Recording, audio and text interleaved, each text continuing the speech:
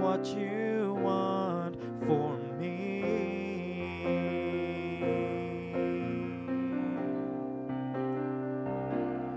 Take my heart and mold it. Take my mind, transform it. Take my will, conform it to yours, oh Lord. So take my heart and take my mind, transform it. Take my will, conform it to yours, to yours.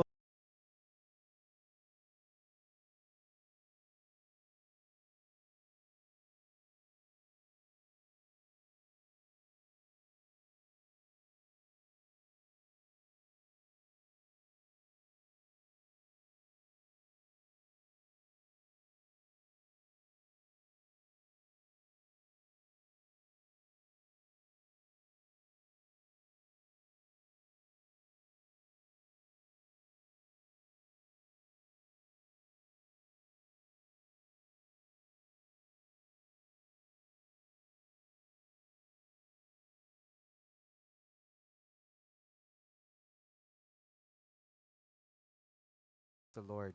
Magandang gabi po sa inyong lahat. Nakasama po namin ngayon dito sa church. As well as to all of you who are joining us online. Maraming salamat po for how many months? It's been 8 months. And you've been with us, joining us in the presence of the Lord. At ngayong gabi po ay napakaganda ng gagawin ng Panginoon sa atin. It's always been naman na maganda yung ginagawa ng Panginoon. But tonight, we're going to continue with the application ng ating pong topic last Sunday, which is the temple of the Lord. So kung hindi nyo pa po na panood yung ating mensahe, kung hindi po kayo nakapag-church last Sunday, I encourage you, this is really a must, no? Na mapanood nyo po yung ating topic last Sunday so you can take a look at the overview of what is the significance of the temple. Bakit ba ipinag-utos ng Diyos na siya po ay patayuan ng isang templo, ng isang lugar kung saan ay ang mga tao po ay makakapag-worship sa Kanya. So sabi nga po natin na ang templo po ay very central in the Bible. It's very central in four things, no? Yung worship, central po ito sa prayer, central po ito sa revelation ng Panginoon, how would God would communicate His will, His words to the people. At central din po ito sa mga sacrifices, no? Although alam po natin na most of the Mosaic law, the sacrificial, the Levitical priesthood system ay finulfill na po ng Panginoong Hesukristo. Yet, there is still an application, a good application of this sa ating pong mga New Testament believers. Meron pa rin pong significance sa atin ang templo ng Panginoon because today in the New Testament, ang ganda pong revelation ng ibinigay sa atin ng Panginoon that we are the temple of the Holy Spirit. We are the living temple of God. Hallelujah. Hindi po ang Diyos po natin sa simula pa man din, no? I encourage you also to watch yung pong ating mga reels, no? So yung message ko po, ini-expound pa po ito, hindi lang sa pulpit, but this is also being expound every day in our daily verses, no? So nakikita po natin yung heart ng Panginoon na ang Diyos ay napakalaki. He is so great, He is so vast, na bagamat ang Diyos po ay napakadakila, no? Although nag-utos po siya na mag-build ng temple para sa Kanya, but sa simula pa lang, alam na natin na ang Diyos po ay hindi tumitira. Hindi po siya tumitira sa mga buildings na gawa po ng kamay ng tao. Because what building can contain the presence of the Lord? Sabi po sa Jeremiah, the presence of God fills the heavens and the earth. In Isaiah, sabi po 66 verse 1, no? Nasabi po niya, ang Panginoon po, the heavens, yun po yung trono ng Panginoon. The heaven is His throne and the earth is His footstool. Sabi po ng Panginoon, where is the house that you can build for me? So where can my presence rest? So, ang Diyos po natin, bagamat siya po ay nag-utos po kay Moses at sa mga Israelites, bagamat ipinagtayo po siya ng templo, pumayag po siya na ipagtayo siya ng templo ni Solomon, yet alam po natin na ang ating Diyos ay hindi po nako-contain sa mga building. Kaya nga sabi po natin, never na ang church ay dinefine, especially in the New Testament, as a building. Has always been people. Yung po pala yung gusto ng Panginoon. Pag tinignan natin yung heart ng Panginoon, ang gusto lang ng Diyos ay makasama tayo. Ang gusto ng Panginoon, samahan tayo. Yung mamuhay tayo na sinasamahan po tayo ng Diyos. Tapos parang tayo pa yung no? Saan ka pa, di ba? Ang Diyos na nga wala kung titingnan ho natin sa history, pag binasa niyo po yung Romans chapter 3, mahihiya tayo sa Diyos Yung sinasabi po doon na for all have fallen short of God's glory, for all have sinned and fallen short of God's glory. Tapos sabi po, no one is righteous, no, not one. Wala pong humanap sa Panginoon. Kapag binasa niyo po yung buong chapter na yon, and it describes the condition of the heart of men. It describes ano po ba yung continual na thinking ng tao. Wala pong humanap sa atin. All we like sheep, sabi po sa Isaiah 53, all we like sheep have gone astray. All of us turned our own separate ways. Yun po yung naging inclination natin. Yun po yung naging daan po ng buhay natin. Doon lang po umikot. Wala po talaga sa ating mga tao ang humanap sa Panginoon. Wala pong sino man sa atin ang nag-desire na hanapin si Lord. May mga tao po na nagsasabi na ang Bible daw po ay kwento ng quest, adventure ng tao sa paghahanap sa Diyos. Well, I tell you, mali po yun. It's actually the other way around. Tayo po yung napariwara. Tayo pong mga tao ang umalis sa presence ng Panginoon. We lost the presence of God because of sin. At ang Diyos po ang gumawa ng lahat ng initiative. Siya po ang lahat ng gumawa ng kaparaanan para makapiling ho natin siya. Kung titingnan ho natin ang let's be excited sa darating na linggo, yung third book, yung Leviticus. Mamaya patuloy ho natin pag-aaralan 'yan. Just a glimpse of the book. Kasi napakahalaga po na ma-realize natin yung desire na yun ng Panginoon na gusto niya tayong makasama. Gusto niyang mamuhay na kasama natin ang presence ng Panginoon. Kaya alam niyo mga kapatid, kung meron pong napakahalagang bagay na dapat ho nating i-treasure sa ating buhay at sa mundong ito, it's the presence of the Lord. It's really the presence of God. Wala na ho tayong maitutumbas sa presensya ng Panginoon na anumang material na bagay. Because really, in the presence of the Lord, ano pa bang hahanapin natin? When we have God in our lives, when we have the presence of God sa ating pong mga buhay, wala na ho tayong hahanapin Alam niyo po kung bakit tayo gustong makaulayaw, no? Gusto tayong samahan ng Panginoon. Because really, the answer to our greatest need, ang solusyon po, ang sagot sa pinakamalaki po nating pangangailangan bilang tao. It's something that can only satisfy us, is the presence of God. It's the presence of God. In the presence of God, there is fullness of joy. In the presence of God, there is peace, everlasting peace. In the presence of God, nandun po yung lahat ng pangangailangan natin. Yung presence ng Panginoon, He is for us. He is with us. So kapag ka ang Diyos ang kakampi mo, ang kasama mo, ano pa bang hahanapin natin? Alam mo, ang tao po, throughout history, mula ho nung napalayas ho sila sa Garden of Eden, which sabi nga natin is an example of the temple.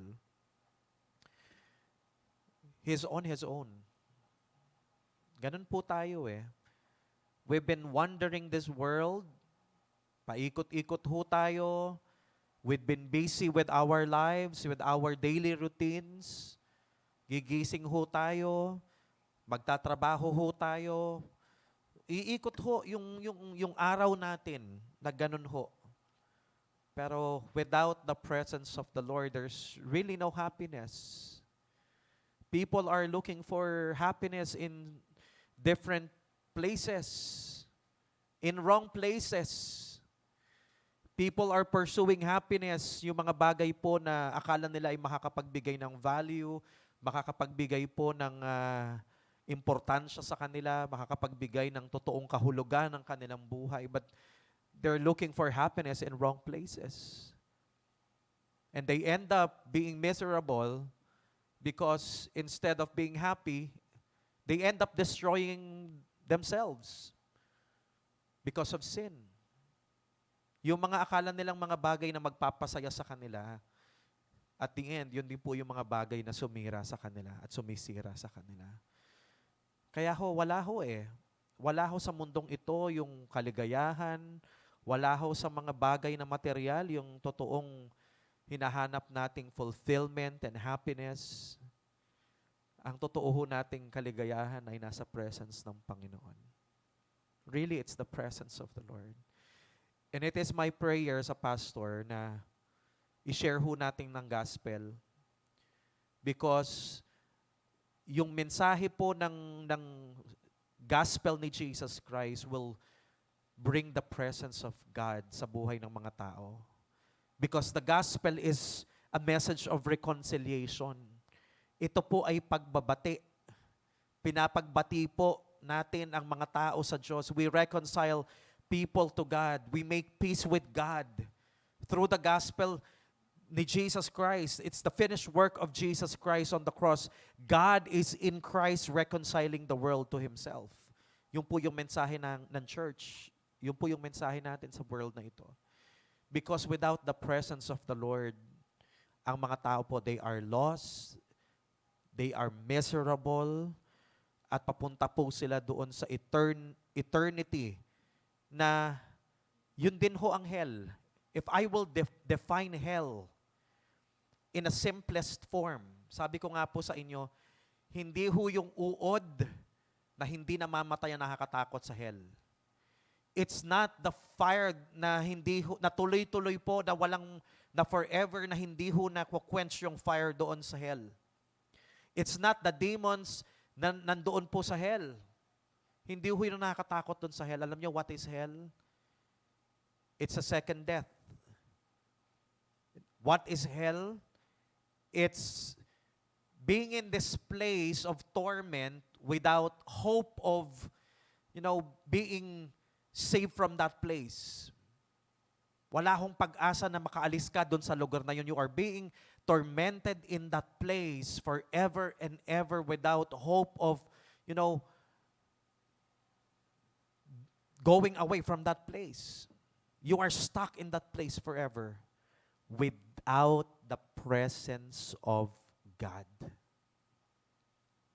Without the presence of God. Yun ang hell. A place na wala ang presence ng Panginoon. Kaya alam niyo ho, yung mga tao sa hell, they're gnashing their teeth because of regret, because of anger, yung galit po at panghihinayang na they were given chance na makilala po nila ang Panginoon. Binigyan ho ng pagkakataon, fair chance ang bawat tao. I believe that God has given all people fair chance to know Him. Yet, ang sabi po sa John chapter 3, 17, 18, dumating ho ang light, si Jesus Christ, mas ginusto pa po ng tao yung darkness kaysa light. Kaya alam nyo po, napakahalaga na mapag-aralan ho natin ng mabuti, ano ho ba ang presence ng Panginoon? What it is to live in the presence of God, what it is to practice living in the presence of God, dwelling in the temple of God, being in the presence of God. So with that, I want to take you to the chapter next to the Lord is my shepherd. The Lord is my shepherd, that's Psalm 23. Tama? The next chapter, the next song, Psalm 24, ito po ang sabi. The earth is the Lord's and all its fullness, the world and whose who dwell therein. For He has founded it upon the seas and established it upon the waters. Verse 3. Who may ascend into the hill of the Lord, or who may stand in His holy place? He who has clean hands and a pure heart, who has not lifted up his soul to an idol, nor sworn deceitfully, he shall receive blessing from the Lord and righteousness from God of his salvation. This is Jacob, the generation of those who seek Him, who seek your face. Lift up your heads, O you gates, and be lifted up, O you everlasting doors. And the King of glory shall come in. Who is the King of glory? The Lord strong and mighty, the Lord mighty in battle. Lift up your heads, O you gates, lift up you everlasting doors, and the King of glory shall come in. Who is the King of glory? The Lord of hosts. He is the King of glory. Nakita po natin yung picture dito ng Temple of the Lord. Yung sinasabi po na Holy Hill. Sabi po dito, the hill of the Lord, His holy place. This is a picture of the temple of God in Jerusalem, in the hill of the Lord. So yung holy hill po na yon, because yung Jerusalem po is on the top of a mountain, kung saan nandoon din po yung temple of God. So makikita po natin, possible that mountain kung saan itinayo yung temple is also the place, the mountain where Abraham sacrificed Isaac. That's Mount Moriah. So it's a mountain ranges, no?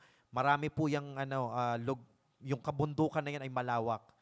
So yung mountain na yan na tinutukoy po dito, it's Jerusalem. It's the temple of the Lord, His holy place. And there's a question. Who may ascend into the holy hill of the Lord, or who may stand in His holy place? Sino daw po ang makakaakyat doon sa holy hill ng Panginoon, sa temple ng Panginoon? Sino po ang makatatayo sa banal na dako ng Panginoon? Sabi po niya, he who has clean hands and a pure heart, who has not lifted up his soul to an idol, nor sworn deceitfully, he shall receive blessing from the Lord and righteousness from the God of his salvation. This is Jacob, the generation of those who seek Him, who seek your face. That's the key.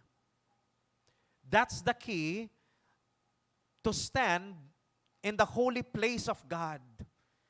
That's the key para tayo po ay makapamuhay na kasama po ang Panginoon.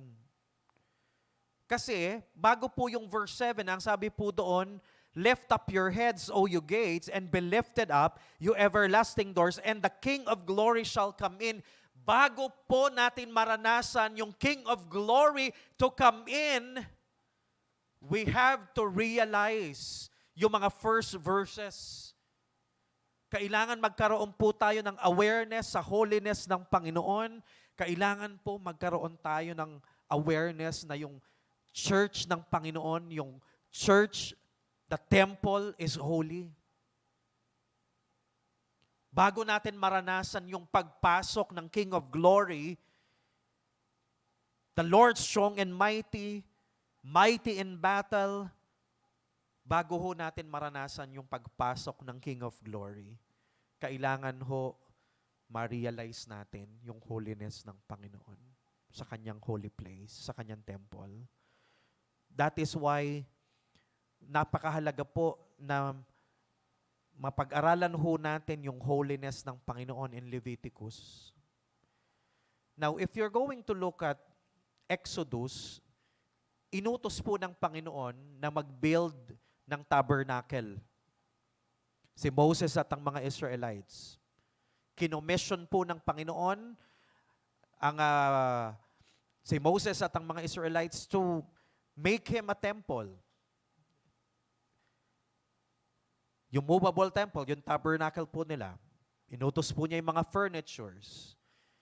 Yet, nakita po natin na merong malaking kasalanang nangyari sa mga Israelita in the wilderness.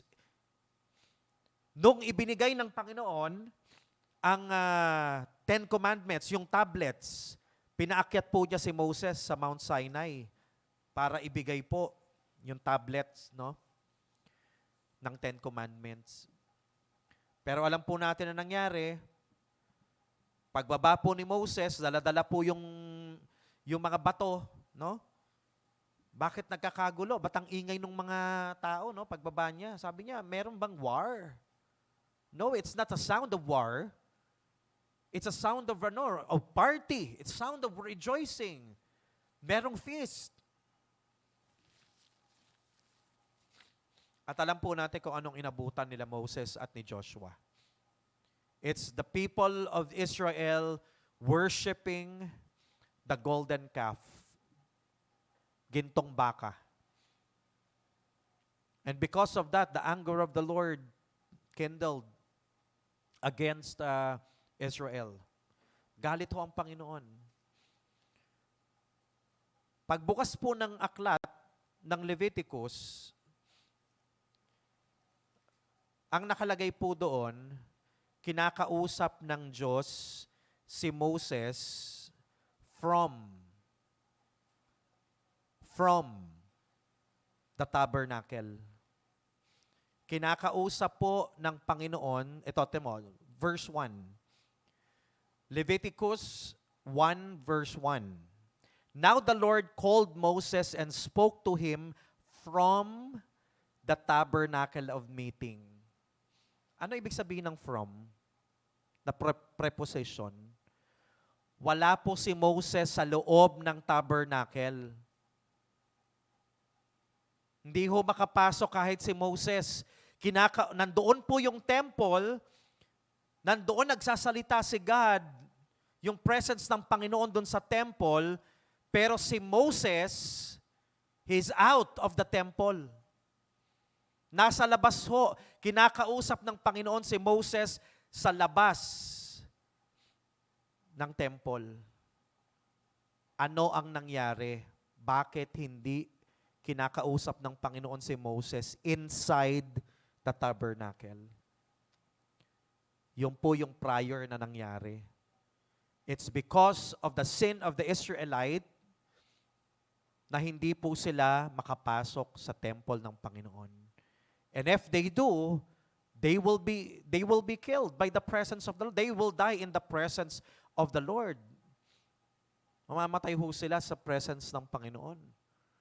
Kaya ho, dito sa Leviticus, ipinag-utos po ng Panginoon, nag-ordain po ng mga priest, nag-prescribe po ang Panginoon ng iba't ibang klase ng mga sacrifices to atone for sin and to appease, no, yung guilt, mga guilt offerings po, to make yourself right with God. Merong 5 offerings, iba't ibang klaseng offerings na pinrescribe ang Panginoon para ang mga tao i-deal nila yung sin at sila po ay maging karapat-dapat sa presence ng Panginoon. Tapos inordain yung mga priest na lilingkod doon sa tabernacle. Nagbigay din ang Panginoon ng mga feast kung saan isi-celebrate po nila yun throughout the year. So, kasama po doon yung Day of Atonement kung saan yung high priest ay merong pong 2 goat. Yung isa ay papatayin at iwiwisik yung dugo doon sa Ark of the Covenant. At yung isa naman po ay ililay hands at doon po ililay hands ng high priest. Lahat ng mga kasalanan po ng Israel ay ilalagay po nila doon sa isang goat. Yung isa papatayin, yung isa po ililay hands at ibubulong po doon, i-declare po lahat ng mga kasalanan ng Israel doon sa kambing na yon at pakakawalan po yon. Symbolizing, 2 po ang sinisimbolo noon. Yung una, namatay yung isang kambing as a sacrifice to atone for their sin through the blood of that goat. At yung isang goat naman po kung saan inilagay yung mga kasalanan at pakakawalan po yun, ito ay nagsisimbolo ng kapatawaran ng Panginoon that as far as the east is from the west, God will forget our sins. Katulad po nung kambing na yun na hindi na ho makakabalik kung saan na ho yun makakarating. Inaalis ho ng Diyos ang kasalanan natin sa atin dahil pinatawad na tayo through that blood. Yun ho ang sinisimbolize nun. So lahat ito po, no, yung Levitical system, yung priesthood, yung mga sacrifices, yung mga feast, yun ho lahat ay inordain ng Panginoon, ikinomand ho ng Panginoon yon para ma-realize, ipakita ho sa mga tao na ang Diyos ay banal at paano po natin i-approach ang Panginoon because He is a holy God. How do we live together with a holy God? Yung po ang mensahe ng Leviticus. How do we live together with a holy God? How do we approach a holy God? How do we worship a holy God? Yun po, because ang gusto ng Panginoon, samahan tayo, manirahan kasama natin. Banal po ang Panginoon. So how can we live in His presence being sinful? Gumawa po ang Panginoon ng paraan to deal with our dirtiness, with our uncleanness, with our sinfulness, para tayo po ay makasama niya sa presence niya. Isn't God amazing? Alam mo, doon po ma-appreciate natin ang God eh. Ma-appreciate ho natin ang God. Na sa pagnanais ho ng Panginoon, pagde-desire ng Panginoon, na makasama tayo, lahat sinolusyonan niya. Sinolusyonan ho ng Panginoon lahat ng kailangan natin so that we can enjoy His presence. We can live in His presence. That is why, kapag tinignan ho natin ang cross of Calvary, doon natin ma-appreciate yung fulfillment ng lahat ng foreshadows na ito in the life of Jesus Christ. When He became the ultimate sacrifice, the Lamb of God, na namatay po siya, itinigis po niya ang kanyang dugo doon sa cross of Calvary. That's the love of God for us. That's the grace of God. That's the goodness of God sa ating pong mga tao. All because He wanted to be with us. All because He wants to live with us. This is not something for God. I want you to think about this. Hindi ho tayo kailangan ng Diyos. God is complete in Himself. Wala hong kailangan ng Diyos sa atin. Kung hindi ho natin siya i-worship, wala hong mawawala sa Diyos. He is so great. God has been existing. Wala pa ho tayo sa mundong ito. Hindi pa ho niya tayo nilikha.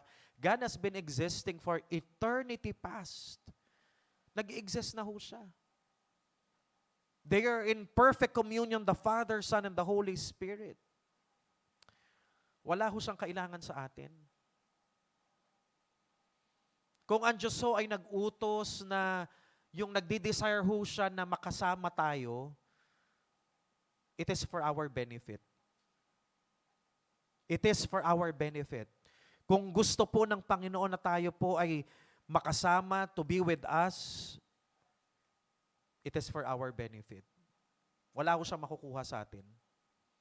Hindi ko kailangan ng Diyos ng paglilingkod natin para makumpleto o maging masaya siya. Wala ho tayong maipagpapatayo na building para ang Diyos ho ay mag-cash siya sa building. Wala po. God is complete in Himself. Kung bakit nais ng Diyos na makasama ho tayo, kung gusto niya ho manirahan kasama ho natin, it is all because it is for our own benefit. Para sa atin po yun. Because God wants us to be an object of His love. Ibuhos po, iparanas ho sa atin ang kanyang pagmamahal at maging recipient ho tayo ng biyaya at ng pagpapala ng Diyos.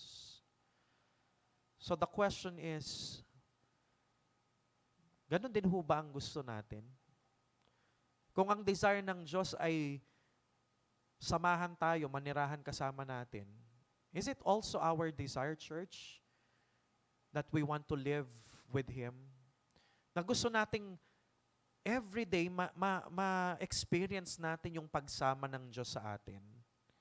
And being the temple of God, being His temple, nakatira yung Holy Spirit sa atin, kailangan nating makita, ma-realize yung holiness ng God sa buhay natin.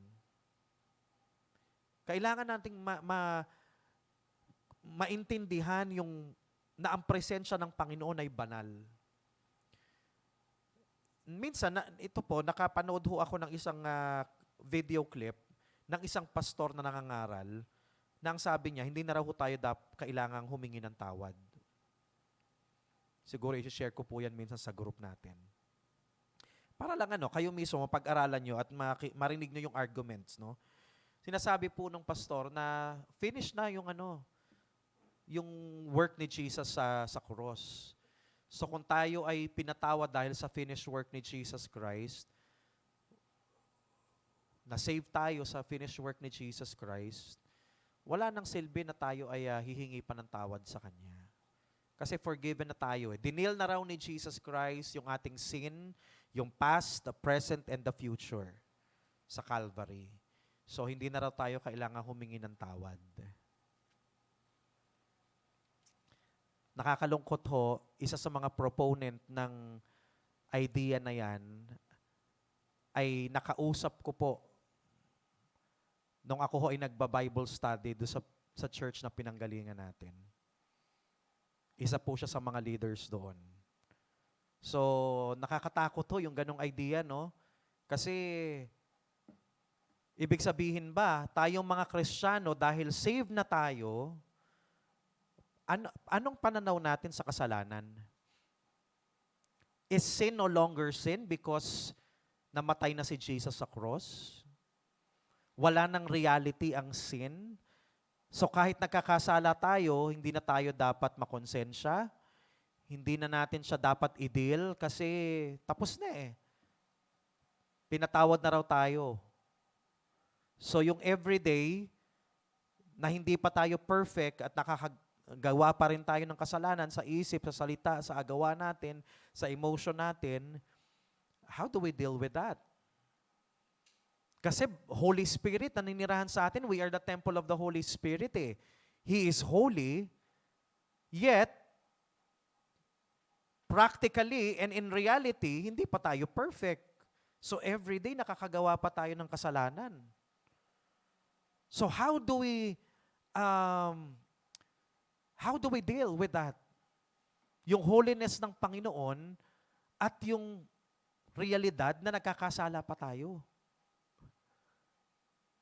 Ganun na lang yun. So parang wala na tayong konsensya. Hindi na natin iisipin yon. Kasi tapos na, dinil na ng Panginoon, past, present, future. Paano tayo nakakapag-worship ng ganun? Paano totoong makakasamba sa Diyos yung mga taong pinalalagpas lang yung kasalanang ginagawa nila? Knowing that they are the temple of the Holy Spirit, the presence of God lives in them, God requires holiness. Sabi nga dito sa ating binasa, who can stand in the holy place of God, in the holy hill of God? How can you not deal with your sin when you face God to worship Him? Siguro tong pastor to hindi nagbabasa ng Bible. Talaga nakakakilabo talaga. Panoorin niyo yan. I-share ko yung video na yan. Very confident pa talaga siya. Confident talaga. Oo. Ako pinag-iisipan kong mabuti. Sabi ko, how can this pastor face God every day na knowing na hindi pa tayo perfect? Kaya nga sabi po sa 1 John 1:9 no? If we confess our sins, He is faithful and just to forgive us of all our sins and to cleanse us of all unrighteousness. May na-mention doon na forgive us of our sins, tapos meron ding sinabi na to cleanse us of all unrighteousness. Bakit dalawa yun? Bakit dalawa? Kailangan may pagpapatawad, tapos may paglilinis. Sagutin nyo yan. Oo. Napakagandang sagutin yan eh. Pastor, bakit may sinabi doon na forgive us our sins and to cleanse us of all unrighteousness? Alam nyo mga kapatid, kung bakit? Kailangan parehas yan. Pinapatawad ka ng Diyos, as you confess your sins, kailangan doon ka papatawarin ng Panginoon, at pangalawa, kailangan linisin ka niya. Why? Basahin niyo ang Old Testament, nakapattern pa rin yan doon. Yung understanding natin ng karumihan at kasalanan, magkasama yan eh. Kasalanan, transgression, meron kang nilabag na kautusan. Trespassing, merong linya na nilagay ang Panginoon, lumagpas ka doon sa linya. Maraming description at paliwanag ang Bible kung paano natin intindihin ang kasalanan. Fallen short of God's glory. May standard na ibinigay ang Panginoon, you miss the mark. That's sin. Naglagay ng guhit ang Panginoon ng marka, you cross the line. That's sin. Merong utos ang Panginoon, you violated that law. Nag-disobey ka. That's sin. Pero hindi lamang yung iyong violation, may penalty yun eh. Yung bawat paglabag natin, may penalty yun. Kaya kailangan kang patawarin. Kasi kung hindi ka papatawarin, you have to pay for the penalty of your sin. Jesus Christ, yung penalty na yon ng kasalanan natin. Now, bakit din sinabi na cleanse us of all righteousness? Kasi pag nagkakasala tayo, hindi ka lang basta lumalabag.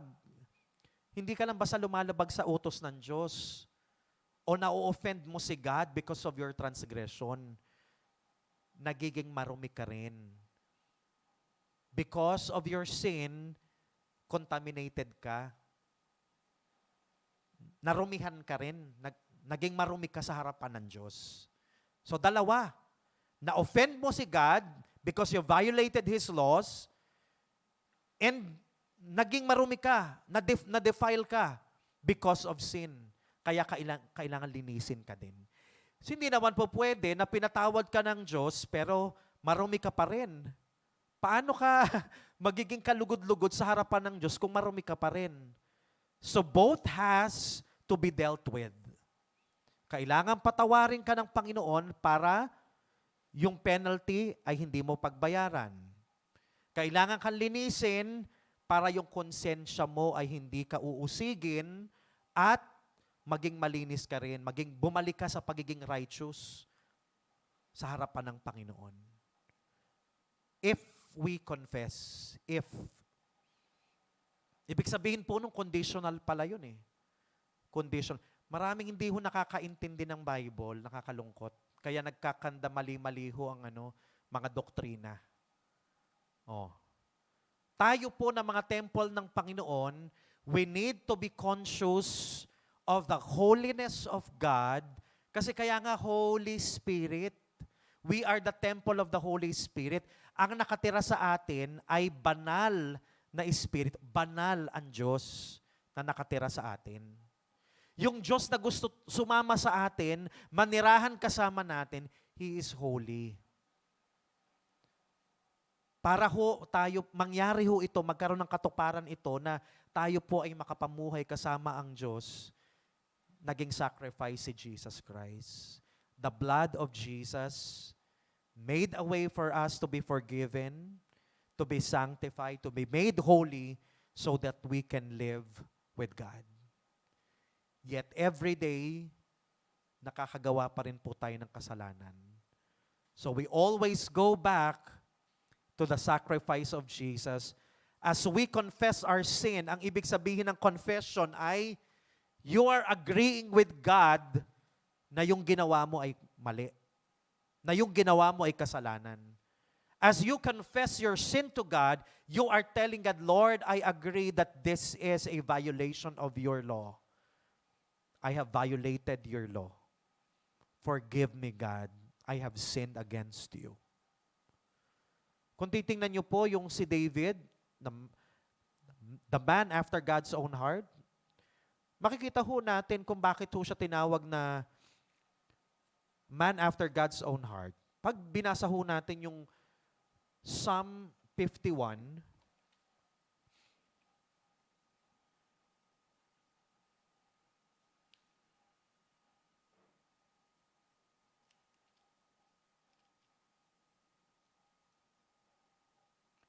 verse 11 and 12. Sabi po dito, do not cast me away from your presence. Do not take your Holy Spirit from me. Sabi po, even sa verse 10, sabi niya, create in me a clean heart, O God, and renew a steadfast spirit within me. Do not cast me away from your presence, and do not take your Holy Spirit from me. This is David. Takot na takot po siya nung siya po ay nagkasala. Yes, David. Marami ho siyang ginawang malalaking kasalanan. And perhaps in this Psalm 51, ito po yung paghingi po niya ng tawad. Tingnan niyo yung title, to the chief musician. A psalm of David when Nathan the prophet went to him after he had gone into Bathsheba. Yung pinakamalaking kasalanan niya, na nakiapid po siya at pinapatay po niya si Urias, yung asawa ni Bathsheba, para lang mapasa kanya yung babae. So kinonfront siya ni Prophet Nathan. Nung na-realize po niya kung gaano ka-grave yung sin na ginawa po niya against God. This is his prayer. This is his song to God. Lord, create in me a clean heart, O God. Renew a steadfast spirit within me. Do not cast me away from your presence. Alam mo, nandun po yung takot ni David. Hindi ho yung, hindi na ako magiging hari. Hindi yung pong mawawala sa akin ang kingdom. The fear of David is, he will be cast away from the presence of the Lord. He will lose the presence of God. God will remove His Holy Spirit from David. Ikumpara niyo ho si David kay Saul. Nung dinil po, kinonfront ni Prophet Samuel si Saul for sacrificing yung mga animals na ang sabi ng Panginoon ay lahat yon ay patayin. Nagtabi ho ng mga hayop si Saul at nag-sacrifice ho kay God. Sabi ni Samuel, ano bang better? Is sacrifice or obedience? Pansinin niyo ho yung statement ni Saul doon No? Si Saul, kino-confront na sa kasalanan niya, ang concern pa rin niya ay yung kingdom, yung mga kayamanan ko, yung kingdom. Si David, hindi ho yun ang concern niya. Nung kinonfront po siya ng Panginoon sa kasalanan niya, hindi ho siya nagdahilan pa. Hindi ho niya itinago yung kasalanan niya o nag-alibay siya or whatever. Nagsisipo kagad siya. The cry of David is, God, create in me a clean heart. Renew a steadfast spirit within me. Do not cast me away from your spirit, from your presence. Do not take your Holy Spirit from me. Restore to me the joy of your salvation and uphold me by your generous spirit. Then I will teach transgressors your ways and sinners shall be converted to you. Alam niyo po, sana ganun din po tayo.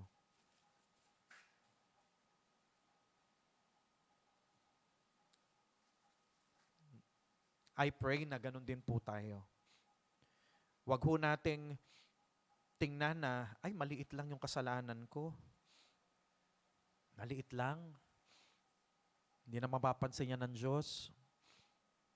No. Isipin ho natin, yun ho sana. Sa ating maturity as Christians, the more we are getting closer to the Lord, the more we are knowing Jesus Christ, lalo ho natin nakikita yung holiness ng Panginoon. Lalo hong namamagnify yung holiness ng Panginoon sa atin. At the more na nagkakaroon ho tayo ng fear of God, yun ho yung desire ko sa church natin. As a pastor, yun lang ho yung prayer ko po sa ministry ko. Na ipakilala ko ho si Jesus Christ, makilala ho natin si Jesus Christ, mabasa ho natin ang Bible, mapag-aralan ho natin ang Bible, para ho magkaroon ho tayo ng fear of God. Iba ho kasi yung maraming Kristiyano ngayon, yun, they are Christians. But they don't fear God. Napaka-dali hong sabihin sa atin na, ay, Kristiyano ako. Umaattend ako sa ganitong church. Ito ang position ko sa church. Yet, habang tumatagal, lalong nagiging liberated ng kaisipan ng mga tao. Na parang ang akala nila sa kasalanan ay, wala na, no? Yung realidad ng kasalanan. Hindi ho tayo nagiging liberated na ang ibig sabihin ay hindi na natin pinapansin ang kasalanan. Hindi ho ganun. The more na tayo po ay napapalapit sa Panginoon, the more nakikita natin at nire-realize natin na holy ang Panginoon. And because of that, dahil lumalaki ang holiness ng Panginoon sa ating mga puso at sa ating kaisipan, the more nagiging masama ang kasalanan at the more na nagiging marumi ang kasalanan sa atin. Yun ho ang effect. Hindi ho baliktad na para bang nangyari dahil liberated na mag-isip, mas lalo na nating kinakaibigan ng kasalanan or para bang hindi na natin nire-regard ang kasalanan. Pag makita natin siya sa street, makita natin siya sa office, makita natin siya sa community natin, makita natin siya sa government natin, na para bang wala na. Hindi ho ganun eh. Ang isa hong nagmamature na Kristiyano, dapat ganun ho. Mas lalo hong nagiging matindi ang pagkakilala natin sa holiness ng Panginoon. And the more na kinasusuklaman ho natin, lalo ho natin kinaayawan ang kasalanan. Kaya ho mismo yung buhay ho natin, inaayos natin sa harapan ng Panginoon. Because that's exactly why Jesus was crucified. Kaya namatay si Jesus Christ because of sin. Kaya yung sasabihin ng mga tao na, hindi, mahal ako ng Diyos. Mahal ako ng Diyos kung sino ako. Tanggap ako ng Diyos. Hello. Tama, mahal ka ng Diyos. Pero kapag nakilala mo ang Panginoon, hindi ibig sabihin nun, natanggap ka ng Panginoon na mananatili ka sa ganyang buhay na makasalanan. Because when we understand the holiness of God, that God wants to be with us, to live with us, He is a holy God, kailangan din maging holy tayo para makapamuhay tayo na kasama ang Diyos. So why not tonight, dami kong sinabi, so why not tonight, as an application of this, wala ho akong kinokondem, wala ho akong ginadjudge sa atin. This is something personal. Because sabi ko nga sa inyo, I am in charge of my own temple. You are in charge. Your temple is your responsibility. Hindi ho ako ang maglilinis ng bakuran mo. Tapat mo, linis mo. No? Templo ko, lilinisin ko, ayusin ko yung templo ko. Kasi kami ang nakatira dito eh. Ang Holy Spirit tsaka ako ang nakatira dito eh. No? Hindi ko kakayaan na itong templo na to ay ma-defile ng mga idols. Hindi ko kakayaan na itong templo ko ay ma-defile ng sin. I want to maintain the cleanliness of my temple for the Holy Spirit. Yun po eh. At kayo din ganun. Pero that's something personal. So hindi na ho tayo we are accountable to one another, of course. We are responsible for one another na tayo po ay magtutulungan sa ating growth, sa ating maturity. Pero, let's mind our own temple. Tingnan ho natin sa gabing ito yung Lord, how is my temple? How is my view of holiness? How is my regard of sin? Paano ko ba tinitingnan ngayon ang kasalanan? How do I view your holiness, God? And how do I practice your presence in my life? Am I experiencing your presence every day? Naririnig ko ba ang tinig mo, Panginoon? Napapractice ko ba ang worship? Do I make sacrifices every day for you, Lord, in this temple? Do I pray every day? Kasi tayo yung templo eh. God wants to bless us. God wants us to be the carrier of His presence. Finally, I want to exhort you in this verse. Jeremiah chapter 7. Jeremiah chapter 7.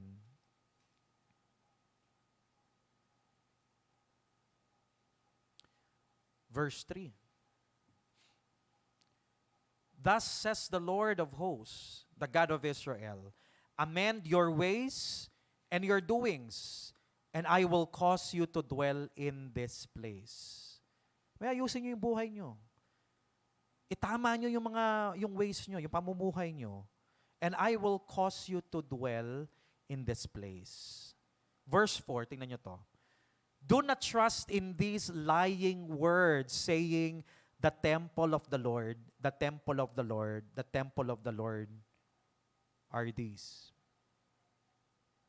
For if you thoroughly amend your ways and your doings, if you thoroughly execute judgment between man and his neighbor, if you do not oppress the stranger, the fatherless, and the widow, and do not shed innocent blood in this place or walk after other gods to your hurt, then I will cause you to dwell in this place, in the land that I gave to your fathers forever and ever.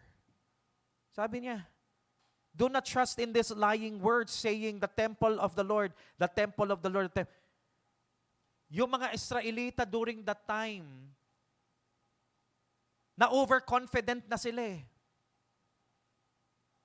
Super confident sila because na yung temple ng Panginoon ay nandun in their midst.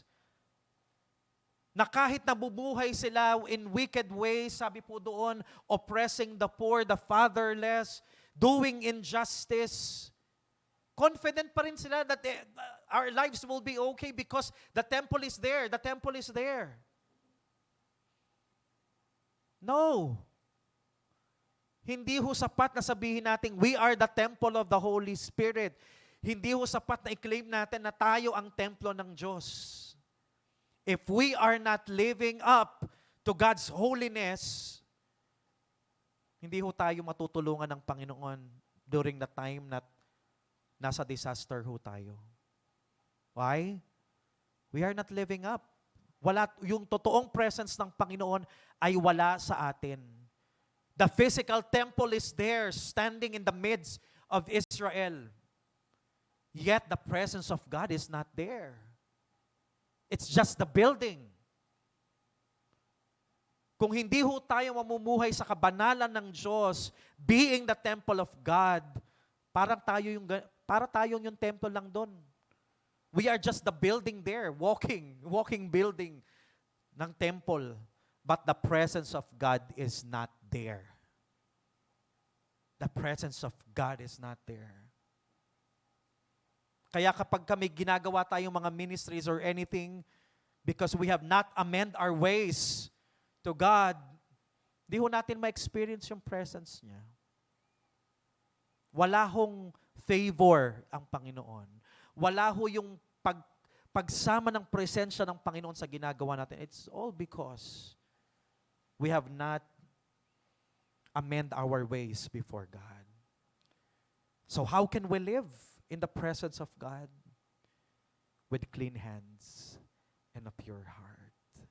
Hallelujah. Let's just spend the remaining time of our prayer meeting.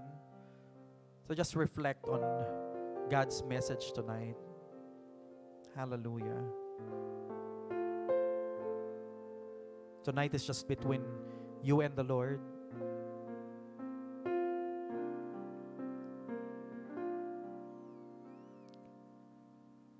Create in me a clean heart, O God, and renew a right spirit within me. Create in me a clean heart, O God, and renew a right spirit within me.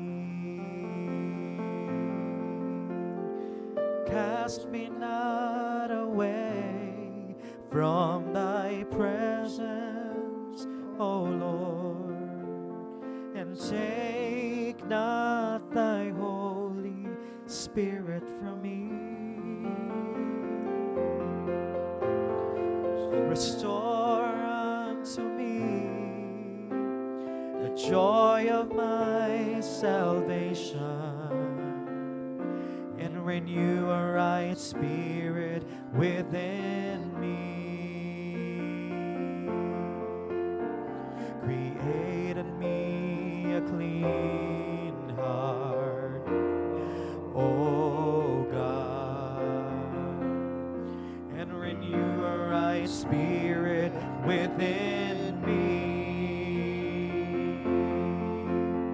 Create in me a clean heart, O God, and renew a right spirit within me. Cast me not away, cast me not away from thy presence, O Lord, and take not thy Holy Spirit from me.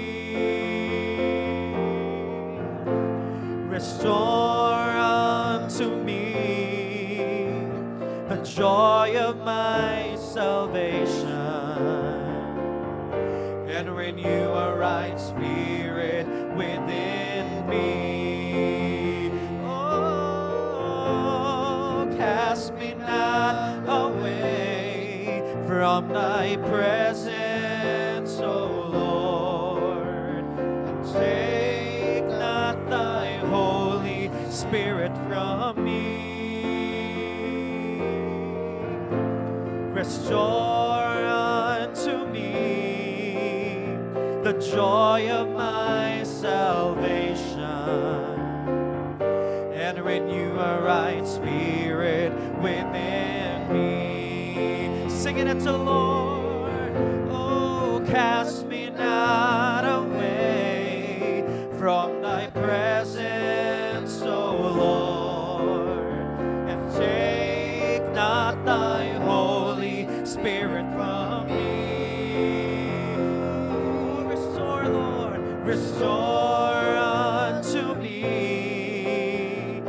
joy of my salvation, and renew a right spirit within me. And renew a right spirit within me, oh Lord. And renew a right spirit within me.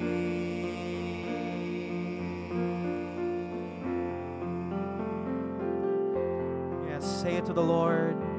Say it to the Lord, church. God, create in me a clean heart.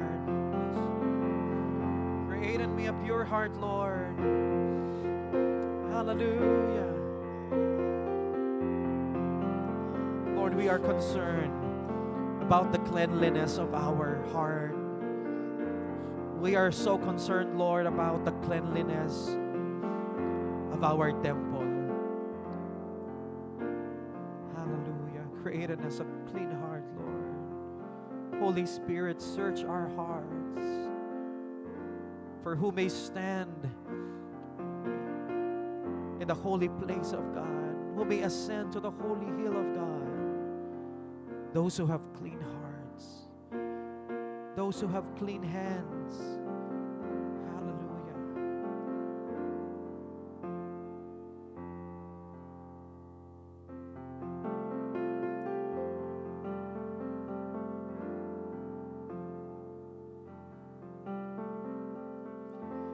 We bow our hearts, we bend our knees. Oh Spirit, come, make us humble.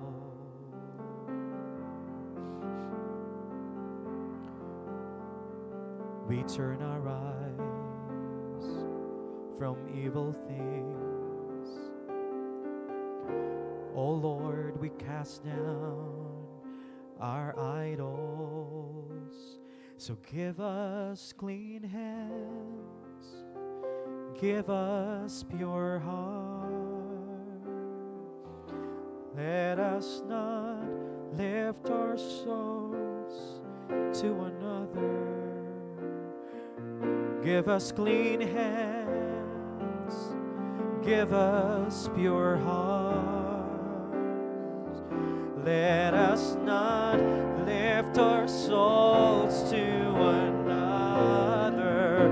Oh God, let us be a generation that seeks your face. Oh God of Jacob, oh God, let us be a generation that seeks your face. Oh God of Jacob.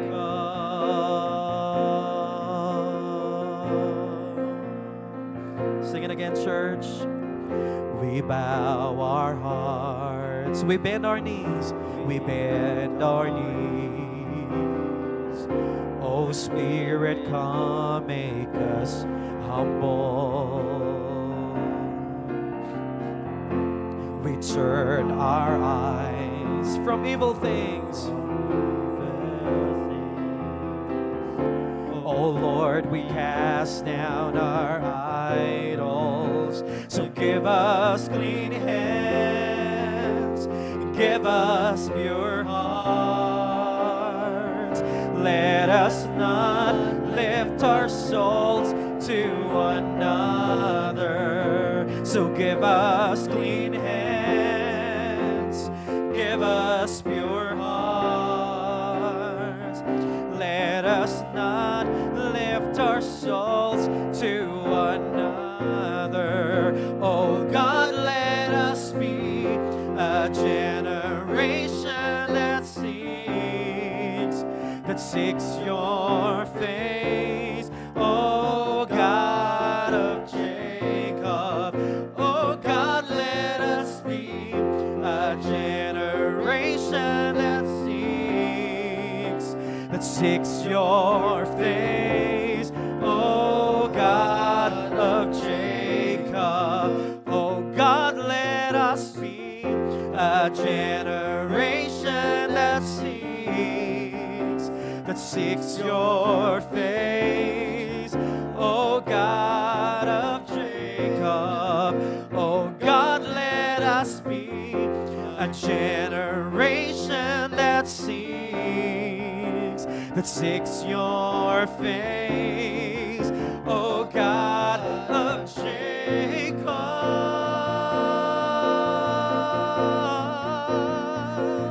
Oh God, we seek your face. This is our desire. Create in us a clean heart. Give us, O Lord, clean hands. Lord, we cast down our idols. God, we cast down our idols.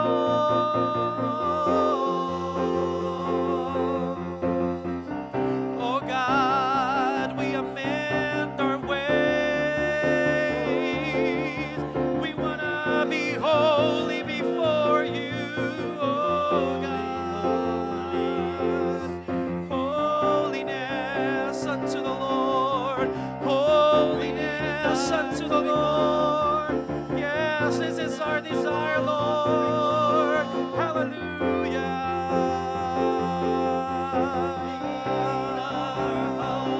Create in us a clean heart. Give us pure heart, O Lord. Oh, Jesus. This is our desire, Lord, because we want to live in your presence. We want to live in your presence, God. Oh, we want to live in your presence right here, oh Lord.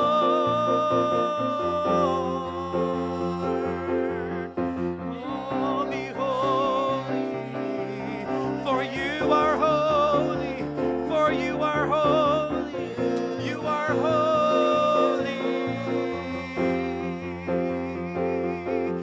Lord, the angels cry, holy, holy, holy, holy, holy, holy God. This is our desire. Clean hands, pure heart, O God.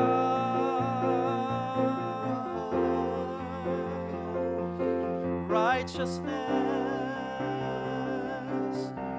holiness unto the Lord. This is what your desire for us, O Lord. Hallelujah. Hallelujah. Oh Lord.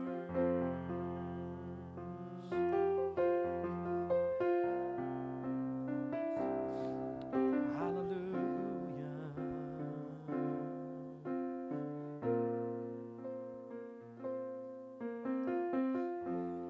Holiness, holiness is what I long for. Holiness is what I need.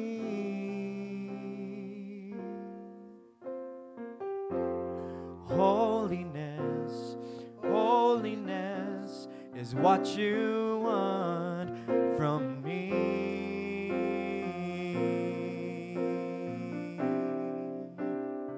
Sing it again. Holiness, holiness, holiness is what I long for. Holiness is what I need.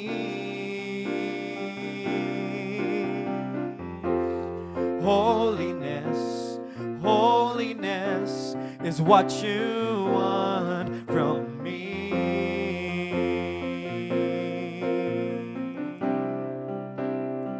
Sing righteousness, righteousness, Righteousness is what I long for. Righteousness is what I need. Righteousness, righteousness, righteousness is what you want from me.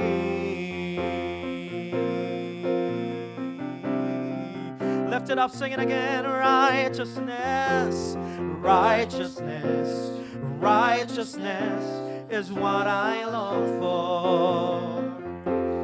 Righteousness is what I need. Oh, righteousness, righteousness, righteousness is what you want from me. Sing it to the Lord. Take my heart and mold it. Take my mind, transform it, Lord. Transform it. Take my will, conform it to yours, to yours. Oh Lord, take my heart, Lord, and mold it. And mold it. Yes, Lord. Take my mind and transform it. Transform it. Hallelujah. Take my will, conform it to yours, to yours. Oh Lord, so take my heart and mold it. Take my mind, transform it. Take my will, conform it to yours, oh Lord. To yours, oh Lord. Take my heart and mold it. Take my mind, transform it. Take my will, conform it to yours, oh Lord. To yours, oh Lord. To yours, oh Lord. To yours, oh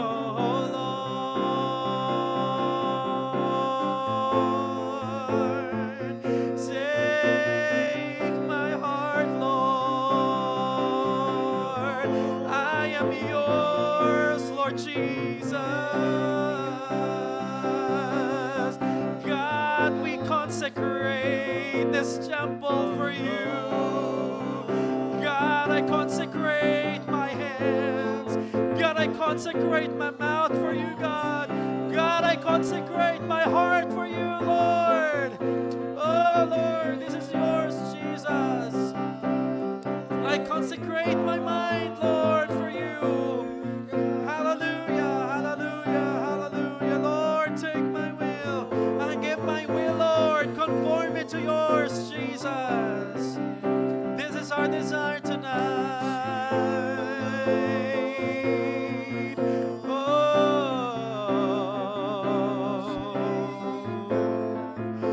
consecrated, Lord, to thee.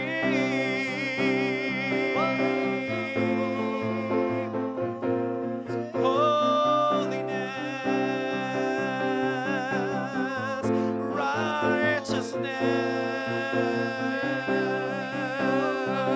Lord, we seek your kingdom. We seek, Lord, your kingdom and your righteousness. We seek your kingdom, Lord, and your righteousness. Hallelujah, hallelujah, hallelujah. Oh God, holiness unto the Lord, holiness unto Jesus. Oh, we consecrate our hearts to you, Lord. We consecrate this temple for you, God. You alone, Lord Jesus. Holy Spirit, you alone, you alone. Take residence in my heart, Lord Jesus. As you fill us tonight with your presence, God. Hallelujah.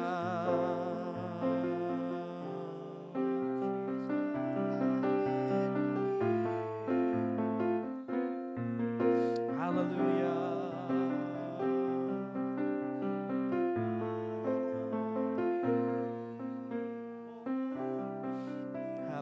Lord, we remember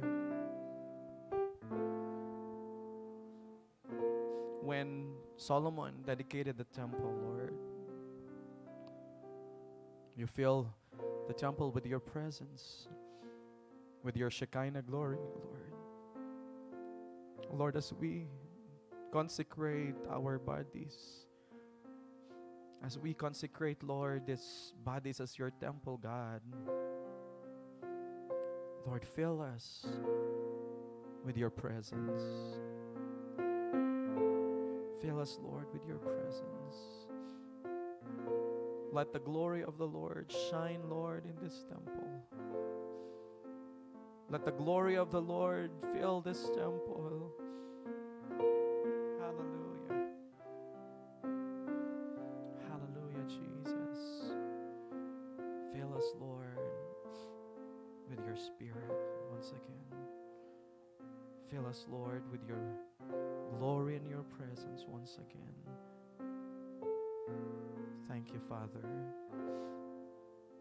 Thank you, Father, for the wonderful truth, Lord, of your word. Thank you for knowing your heart, that you want to be with us, that you want to stay with us, Lord. It is for our benefit, Lord. For in your presence there is fullness of joy. At your right hand there are pleasures forevermore. In your presence, Lord, there is peace. Peace that passes all understanding. We thank you, Lord, for choosing, Lord, choosing our heart, our body, Lord, as your temple, God. And allow us, Lord, to live in holiness, in righteousness, in purity, O God, as we serve you, as we minister to you, Lord, and to your people. And as we do that, Lord, as we maintain the holiness of our heart, of our hands, of our temple, Lord, we can be assured that your presence will be with us, Lord, every single day. And we will experience the power of your presence, meeting all our needs, defending us from our enemies. Thank you, God, for the truth of your word. We give you praise, God. We give you glory. Let us continue to pray para po sa ating mga prayer requests tonight. Let's devote some time to pray para po sa ating mga prayer requests. Hallelujah. Let's just remain in the attitude of worship as we pray for these items. Pag-pray po natin yung cleanliness and personal temple po natin to live in God's presence. Pag-pray po natin yung services natin, yung growth ng ating church, quality and quantity. Pag-pray po natin yung mga departments natin na ma-experience po nating lahat yung presence ng Panginoon.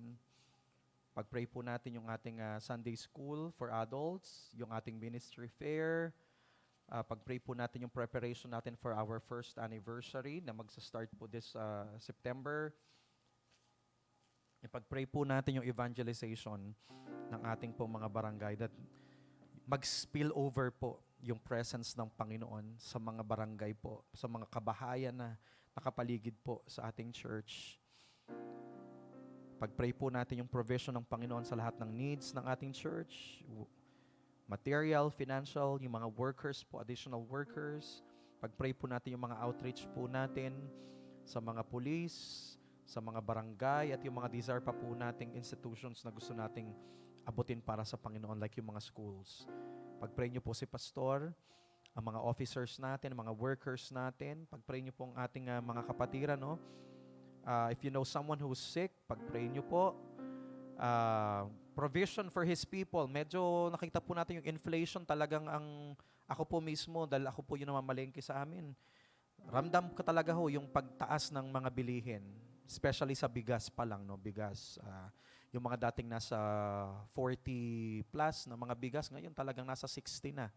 So, alam naman natin na ang Diyos hindi tayo pababayaan. So, pag-pray ho natin na ma-realize ho ng mga anak ng Diyos that we are in a different economy. Bagamat tayo po ay nandito sa economy ng bansa natin, ng world na ito, ang Diyos natin hindi ho tayo pababayaan at pagkukulangin.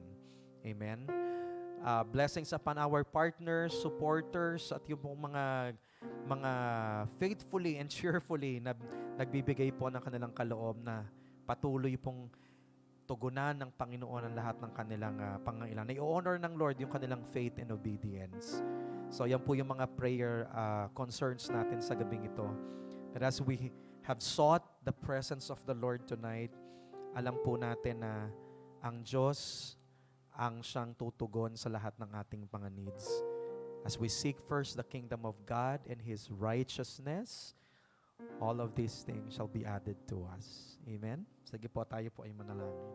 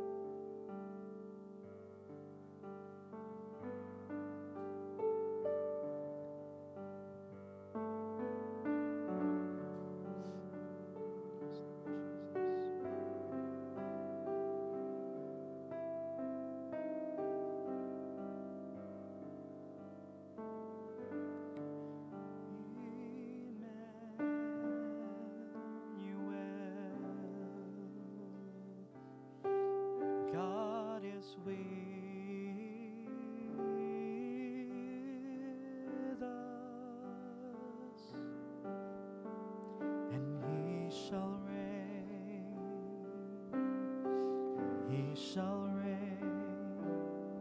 He shall reign forevermore.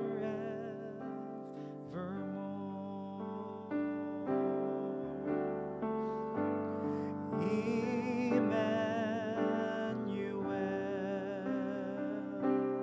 God is with us, and He shall reign. He shall reign. He shall reign forevermore.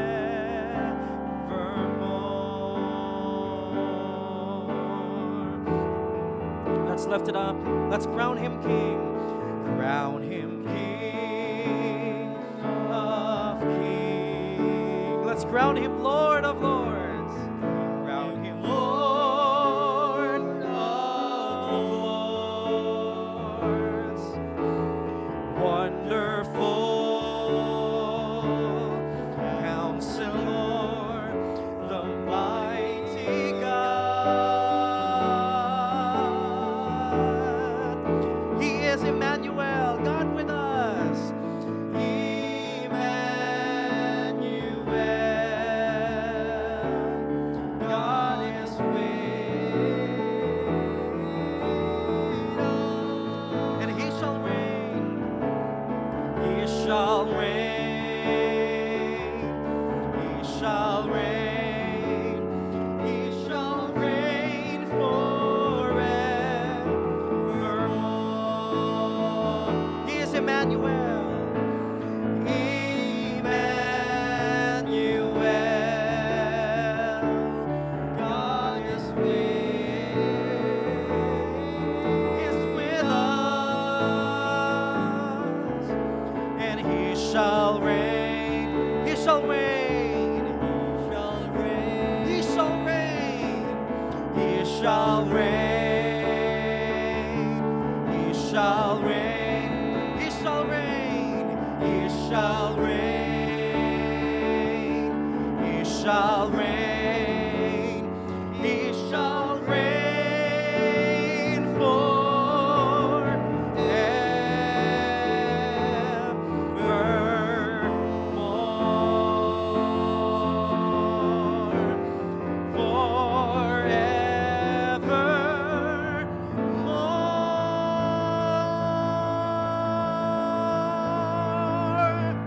Yes, Lord, we give you praise. We crown you with many crowns.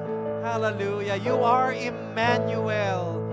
God is with us. You tabernacled us, Lord. Hallelujah. Salamat, Panginoon, for being with us tonight and for being with us, Lord, throughout our life here on earth, and for eternity you will be with us. Thank you, Lord, for your presence. Let your people know, Lord, that your presence is with us. We magnify your presence. Manifest your presence, Lord, in a mighty way upon the lives of your people. In the name of Jesus. Let them know, Lord, that you are with us every single minute. You will never leave us nor forsake us. You will provide all our needs. We thank you, Lord, for your presence bringing us peace, God, bringing us peace and joy and victory. Salamat, Panginoon, sa gabing ito. We give you all the praise, the glory, the honor, the thanksgiving. In Jesus' mighty name we pray. Amen and amen. Amen. Magandang gabi po sa inyong lahat, and thank you for joining us in our Wednesday prayer meeting. Magkita-kita po tayo sa Sunday. 9:15 po ang ating adult Sunday school. Tapos 10 a.m. po yung ating service. Mag-invite po tayo because the presence of the Lord is in us. May visitor po tayo. Meron po tayong guest speaker sa darating na Sunday, si Pastor Jun Codera, and I will be naman sa kanyang church, sa Glorious Hope. Dito po siya sa San Juan. So, see you po. The Lord bless you all.